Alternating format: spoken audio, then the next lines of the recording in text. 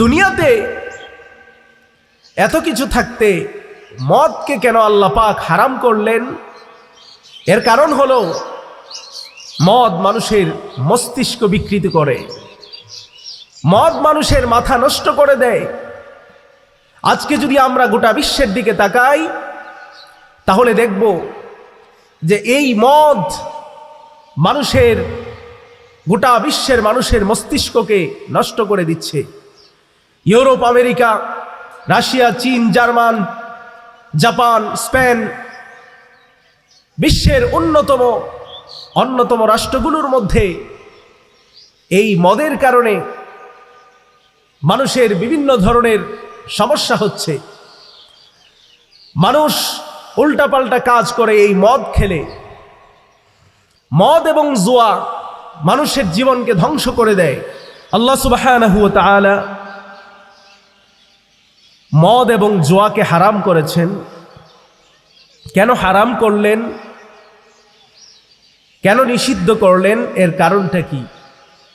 আল্লাহ রাব্বুল আলামিন কোরআনুল কারীমে বলেন,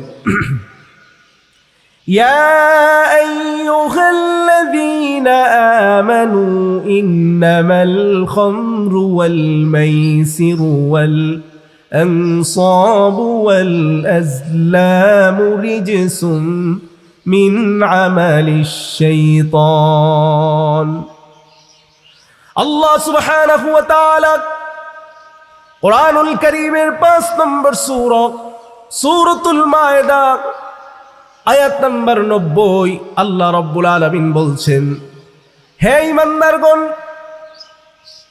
ইন্নামাল খামরু, নিশ্চয়ই মদ, ওয়াল মাইসিরু এবং জুয়া, ওয়াল আনসাবু এবং লটারি, ওয়াল আজলামু আর মূর্তি, রিজসুম মিন আমালিশ শাইতান, নিশ্চয় এগুলো হচ্ছে শয়তানের কাজ। ইন্নাহু লাকুম আদুউম মুবিন, নিশ্চয় শয়তান হচ্ছে মানুষের প্রকাশ্য শত্রু। আল্লাহ রাব্বুল আলামিন আমাদেরকে সতর্ক করে দিচ্ছেন। দুনিয়াতে এত কিছু থাকতে মদকে কেন আল্লাহ পাক হারাম করলেন? এর কারণ হলো মদ মানুষের মস্তিষ্ক বিকৃত করে, মদ মানুষের মাথা নষ্ট করে দেয়। আজকে যদি আমরা গোটা বিশ্বের দিকে তাকাই তাহলে দেখব যে এই মদ মানুষের গোটা বিশ্বের মানুষের মস্তিষ্ককে নষ্ট করে দিচ্ছে। ইউরোপ, আমেরিকা, রাশিয়া, চীন, জার্মান, জাপান, স্পেন, বিশ্বের অন্যতম রাষ্ট্রগুলোর মধ্যে এই মদের কারণে মানুষের বিভিন্ন ধরনের সমস্যা হচ্ছে। মানুষ উল্টাপাল্টা কাজ করে এই মদ খেলে। মদ এবং জুয়া মানুষের জীবনকে ধ্বংস করে দেয়। আল্লাহ সুবহানাহু ওয়া তাআলা পৃথিবীতে এমন কোনো জিনিস নাই যেই জিনিসটা হারাম করেছেন আর এটার মধ্যে কোনো ক্ষতি নাই, এরকম কোনো জিনিস পৃথিবীতে নাই। যেটাই আল্লাহ পাক হারাম করেছেন সেটার মধ্যেই ক্ষতি আছে। তবে মদ আগে খাওয়া জায়েজ ছিল, কিন্তু পরবর্তীতে আল্লাহ রাব্বুল আলামিন এটাকে হারাম করে দিয়েছেন। মদটাকেও আল্লাহ পাক রব্বুল আলামিন শুরুতে হারাম করেননি। এই মদটাকে হারাম করতেও প্রায় 20 বছর লেগেছে। প্রথমত আল্লাহ রাব্বুল আলামিন মদকে খাওয়া জায়েজ বলেছেন, তবে এটা খাওয়ার চাইতে না খাওয়া ভালো। এটার মধ্যে কিছু উপকার আছে, কিন্তু ক্ষতির প্রভাব এর মধ্যে বেশি, উপকারের চাইতে ক্ষতি বেশি। সাহাবীরা প্রশ্ন করলেন, ইয়া রাসূলুল্লাহ, আমরা যে মদ খাই এই মদ সম্পর্কে আপনাকে জিজ্ঞেস করতে চাই। আল্লাহ রাব্বুল আলামিন আয়াত নাজিল করে জানিয়ে দিলেন, ওয়া ইয়াসআলুনাকা আনিল খামরি ওয়াল মাইসির। আল্লাহ রাব্বুল আলামিন বলছেন, আর আপনাকে প্রশ্ন করবে মদ এবং জুয়া সম্পর্কে। আপনি তাদেরকে বলে দিন ওয়াসআলুনাকা আনিল খামরি ওয়াল মাইসির, যখন আপনাকে মদ এবং জুয়া সম্পর্কে জিজ্ঞেস করবে তখন আপনি উত্তর দিন কুল ফীহিমা ইসমুন কাবীর,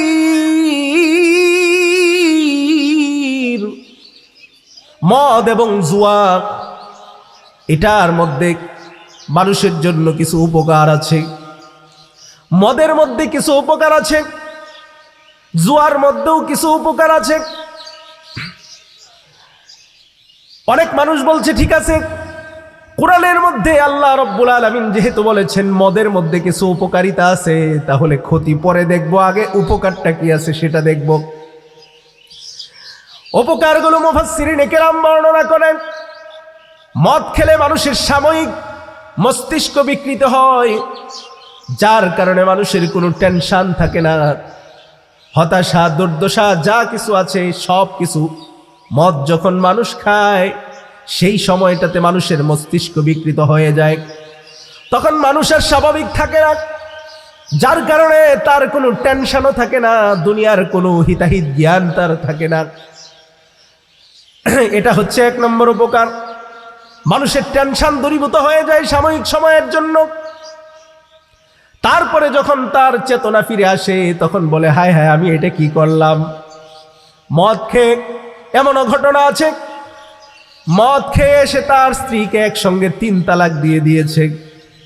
যখন স্মরণ হয়েছে তখন হাত মাথা চাপড়ায় আর বলে হায় আমি এটা কি করলাম। যতই আফসোস করুক, মদ খেয়ে সন্তানকে খুন করে ফেলেছে, বউকে মা বলে ডেকে দিয়েছে, ড্রেনের পানি পর্যন্ত খেয়েছে। এক মাতাল মদ খেয়ে টলতে টলতে হঠাৎ ময়লা যেই ড্রেন আছে সেই ড্রেনের মধ্যে পড়ে গিয়েছে, সেই ময়লা নোংরা পানি সে খাচ্ছে আর বলছে আমি মধু খাচ্ছি। মানুষের মাথা বিকৃত হলে এরকম অবস্থা হয় যে একজন মদখুর গাঁজাখুর সে যখন ড্রেইনের মধ্যে পড়ে কাতরাচ্ছে আর ময়লা পানি খাচ্ছে আর সে বলছে আমি মধু খাচ্ছি, এর চাইতে নিকৃষ্টতম আর কাজ কি হতে পারে মানুষের জন্য। মানুষ যে কোনো মানুষই নোংরা অপছন্দ করে, আর যদি কোনো মানুষ নোংরাকে পছন্দ করে তাহলে সে মানুষের কাতারে পড়ে না, তখন তার কাছে কেউ যাবে না, বরঞ্চ তাকে পাগল বলে সাব্যস্ত করবে।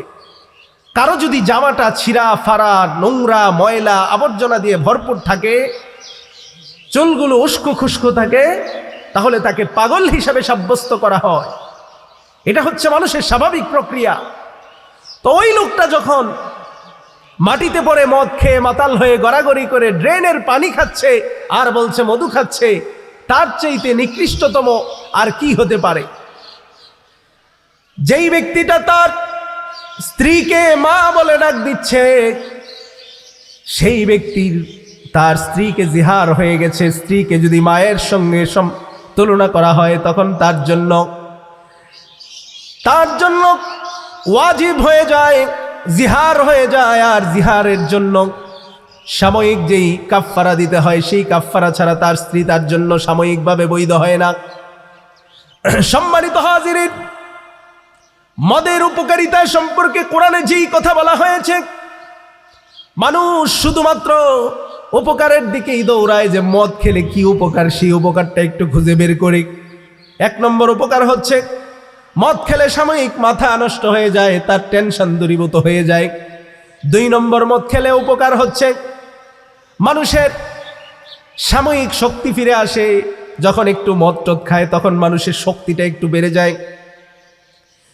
তারপরে এই মদ খেলে মানুষ আবল তাবল করে, মানুষের মস্তিষ্ক বিকৃত হয়ে যায়, যার কারণে সে যা ইচ্ছা তাই করতে পারে, মানুষ খুন খারাপিও করতে পারে। এই জন্য আমাদের সমাজে দেখবেন এক শ্রেণীর মানুষ আছে যারা রাতের বেলায় গাড়ি চালায়, ট্রাক চালায়, তারা মদ খেয়ে মাতাল হয়ে তারপরে ইচ্ছা মতো ট্রাক চালায়। ট্রাকের নিচে কে পড়ে মারা গেল তার ধ্যানে থাকে না। যেই ট্রাকের ড্রাইভাররা আছে মদ খেয়ে মাতাল হয়ে ইচ্ছা মতো গাড়ি চালায়, তার নিচে কোনো মানুষ পরে মারা গেলেও তার এগুলো কিছু যায় আসে না। আবার এক শ্রেণীর মানুষ আছে যারা হাসপাতালে মানুষের লাশ কাটে, তাদেরকে বলা হয় ডুম। এই ডুম যে হাসপাতালে গিয়ে মর্গে গিয়ে লাশ কাটে, তারাও আবার স্বাভাবিকভাবে লাশ কাটতে পারে না। তারা যখন মদের বোতল টান দিয়ে লাশটা কাটে তখন তাদের জুইত মতো লাশ কাটতে পারে। এই জন্য তারা মদ খেয়ে লাশ কাটে, দুর্গন্ধ তাদের নাকে আর লাগে না। এটা একটা উপকার। সম্মানিত হাজিরিন, মদের যতগুলো উপকার বললাম, কুরআনুল কারীমে আল্লাহ পাক বলছেন ওয়া মানাফিউ লিন-নাস, মদের কিছু উপকারিতা আছে। যতগুলো উপকার বললাম সবগুলো বাস্তবিক করতে আসলে কোনো উপকার নয়, এগুলো হচ্ছে মানুষের জন্য প্রকৃতপক্ষে ক্ষতি। এই জন্য আল্লাহ রাব্বুল আলামিন বলছেন ইন্নামাল খামরু ওয়াল মাইসিরু ওয়াল আনসাবু ওয়াল আজলাম, মদ সম্পর্কে ওয়াসআলুনাকা আনিল খামরি ওয়াল মাইসির কুল ফীহিমা ইসমুন কাবীর। যখন ওয়া মানাফিউ লিন-নাস, এর মধ্যে মানুষের যে উপকার আছে, ওয়া ইসমুহুমা আকবারু মিন নাফইহিমা, এর পরের অংশে আল্লাহ রাব্বুল আলামিন বলছেন মদের মধ্যে মানুষের জন্য যতটুকু না উপকার আছে তার চাইতে বেশি মানুষের জন্য ক্ষতি রয়েছে, ক্ষতির প্রভাব রয়েছে বেশি। এই জন্য আল্লাহ রাব্বুল আলামিন মদকে হারাম করে দিয়েছেন। 2 নম্বরে আল্লাহ রাব্বুল আলামিন জুয়াকেও হারাম করেছেন, এবং জুয়ার মধ্যেও কিছু উপকারিতা আছে।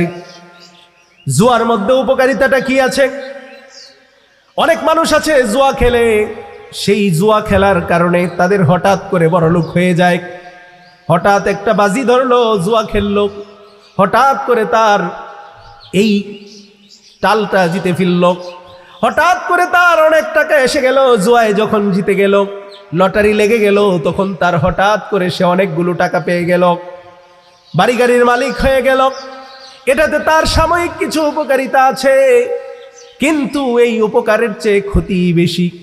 আবার যখন ধরা খায়, যখন জুয়ার মধ্যে হেরে যায়, তখন এমনও ঘটনা শোনা যায় যে মানুষ তার নিজের স্ত্রীকে পর্যন্ত বন্ধক রেখেছে। এরকম ঘটনা শুনেছেন যে জুয়া খেলতে গিয়ে তার বাড়িঘর হারিয়েছে, তার বাড়িঘর বিক্রি করেছে, তার স্ত্রীকে বন্ধক দিয়ে দিয়েছে। এগুলো সত্য ঘটনা, আমার চোখে দেখা একটা ঘটনা আছে। সম্মানিত হাজিরিন, জুয়া খেলার কারণে বাড়িঘরগুলো বিক্রি করে দিয়েছে।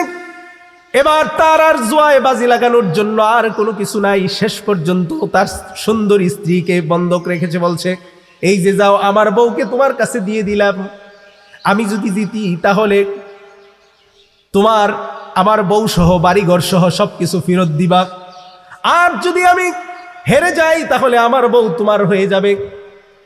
দেখেন, একটা জিনিসের কারণে তার জীবনের সব কিছু হারিয়ে ফেলছে। এজন্য আল্লাহ রাব্বুল আলামিন বলেন ইন্নামাল খামরু ওয়াল মাইসিরু ওয়াল আনসাবু ওয়াল আজলামু রিজসুম মিন আমালিশ শাইতান ফাজতানিবুহু লাআল্লাকুম তুফলিহুন। আল্লাহ রাব্বুল আলামিন বলছেন তোমাদের জন্য মদ, জুয়া, লটারি এবং মূর্তি পূজা সব কিছু তোমাদের জন্য হারাম করা হয়েছে। কেন হারাম করা হয়েছে? কারণ এগুলো সব কিছু হচ্ছে শয়তানের কাজ। শয়তান মানুষকে সব কিছু ভুলিয়ে দেয়, শয়তান মানুষকে খারাপ দিকে ধাবিত করে। শয়তান যখন মানুষকে আকৃষ্ট করে এই খারাপ কাজগুলোর মধ্যে, তখন সে শয়তানের ফাঁদে পড়ে, সে যত ধরনের অন্যায় আছে সব অন্যায়গুলো করতে থাকে। এজন্য আল্লাহ রাব্বুল আলামিন বলেন ওয়াল্লাযীনা ইয়াজতানিবুনা কাবাইরাল ইসমি ওয়াল ফাওয়াহিশা ওয়া ইযা মা গাযিবু হুম ইয়াগফিরুন। আল্লাহ রাব্বুল আলামিন বলছেন, আর যারা ইয়াজতানিবুনা কাবাইরাল ইসমি, যারা কবিরা গুনাহ করে, তাদের জন্য রয়েছে কঠিন শাস্তি। ইল ফাওয়াহিশা ওয়া ইযা মা গাদিবু হুম ইয়াগফিরুন, তাদের জন্য রয়েছে আল্লাহর গজব, তাদের জন্য রয়েছে আল্লাহর রাগ, তাদের জন্য রয়েছে আল্লাহর গুসা। আল্লাহ যদি একবার আপনার উপর রাগান্বিত হয়ে যান, তাহলে আপনার কি অবস্থা হবে আপনি কল্পনাও করতে পারবেন না। সম্মানিত হাজিরিন,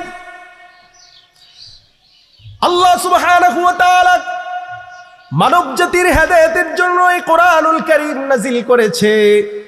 এই কোরআনুল কারীমের মধ্যে আল্লাহ রাব্বুল আলামিন মানুষের সব কিছু ধাপে ধাপে বিভিন্ন জায়গায় বর্ণনা করেছেন। মুসা আলাইহিস সালামের জমানায় মানুষ মদ খেত, বিভিন্ন জমানায় মানুষ মদ খেয়ে মাতাল হয়ে টাল হয়ে যেত।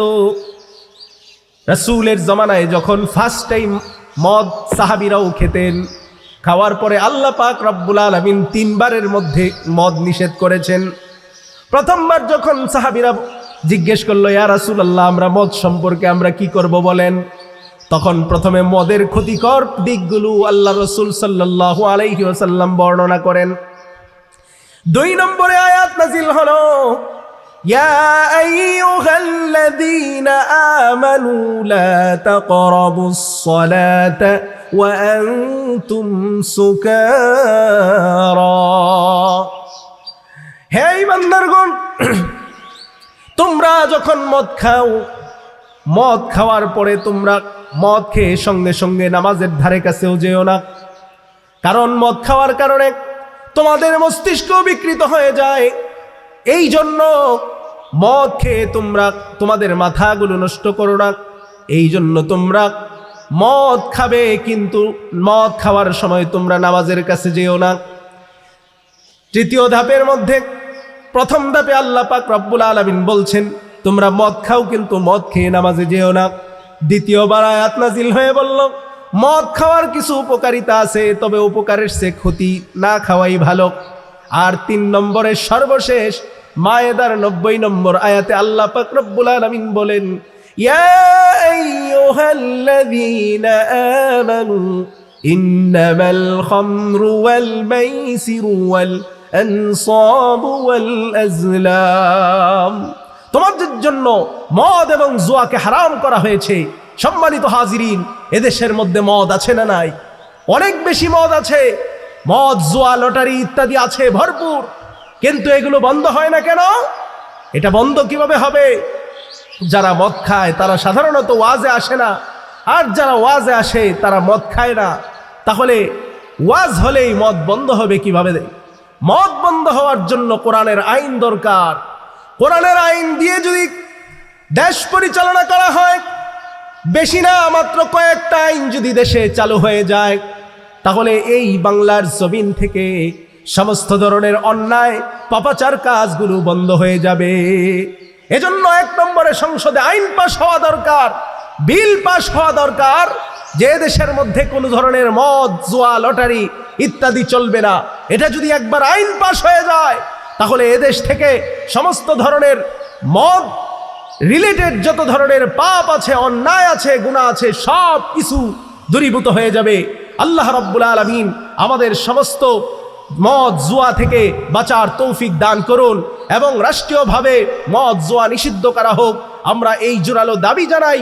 আল্লাহ পাক রব্বুল আলামিন আমাদের জীবনে আমল করার এবং কোরআন সুন্নাহ অনুযায়ী জীবন পরিচালনা করার তৌফিক দান করুন। আমিন। ওয়া আখিরু দাওয়ানা আলহামদুলিল্লাহি রাব্বিল আলামিন। ওয়াসসালামু আলাইকুম ওয়া রাহমাতুল্লাহি ওয়া বারাকাতুহু।